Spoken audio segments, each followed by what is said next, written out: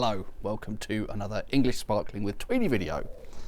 This is a wine I have featured at least twice before. Not sure it's ever really had a completely fair hearing. One time I was by the Cerne Abyss Giant, very early video. Langham's Culver, they're based in Dorset. Langham is the wine estate, the producer, and Culver is the name of one of their two classic cuvées, Culver being the one that is more Pinot dominant. It actually has some useful information on the back. It is 45% Meunier, 43% Pinot Noir, so that's 88% some sort of Pinot, and 12% Chardonnay. So this is bordering on being a Blanc de Noir, but not quite. And there's even some brief tasting notes there. Cherry, roasted nuts, broad. I thought I was going to say broad beans for a minute then, but broad, stylistically broad, that's odd. This particular wine was disgorged apparently in the future, in 2026. Is that just a 5 that's not been printed very well? Extra brut, so it will have a very low level of dosage. Crikey, 1.5 grams a litre, that's practically brut nature. So that's all quite good. It's mainly, I think, based on the 2022 harvest. Probably at least that first time when I had Langham's Culver, it would have been based on a different vintage.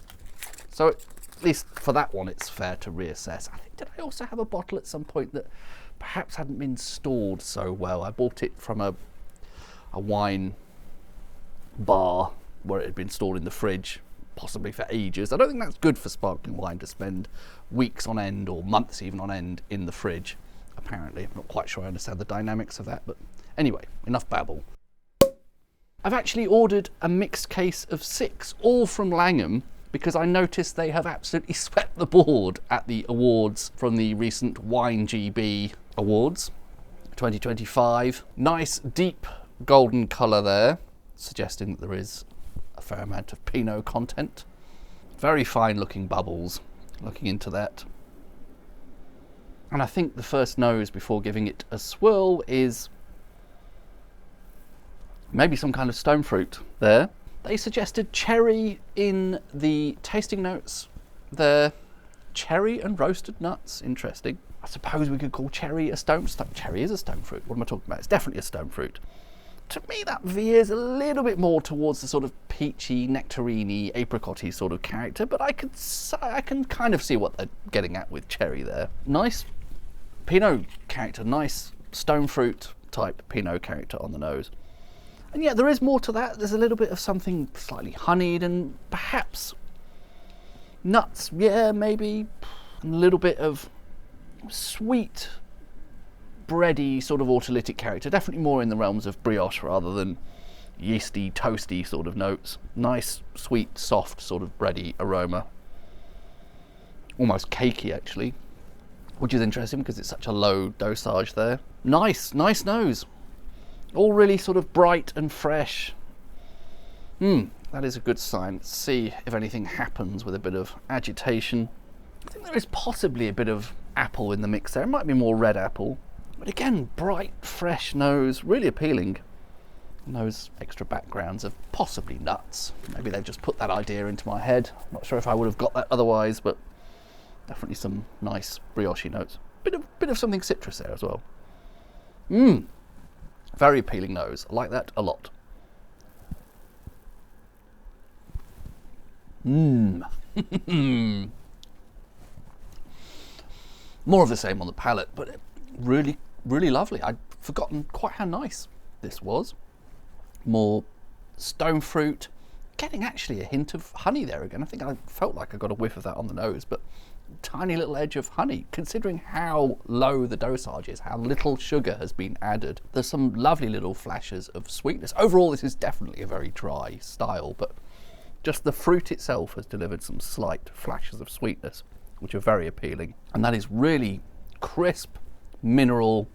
I'm never 100% sure what people mean when they say precise, but I'm getting a sense of something like that. Just really sort of well-defined and kind of sharp, not sort of vague and can't quite put my finger on this or that, or sort of suggesting there's something oddly wrong with it. You know, it doesn't have any kind of rough edges at all. Very confident wine that seems to know what it is doing. I think. Really sharp. I feel like the word precise is probably appropriate here, even though I'm not exactly sure what it means. Lovely and light on the tongue. Very nice mouthfeel to that. Wow, what a treat. And this is their sort of bargain basement wine. It sells for, is it 33 quid, which is these days at the lower end of standard English sparkling prices. I think in the Wine GB Awards, this actually won some award or other as well, but their current Prestige Cuvée, which I have a bottle of, which we'll be tasting at some point in the near future, that won sort of best in show.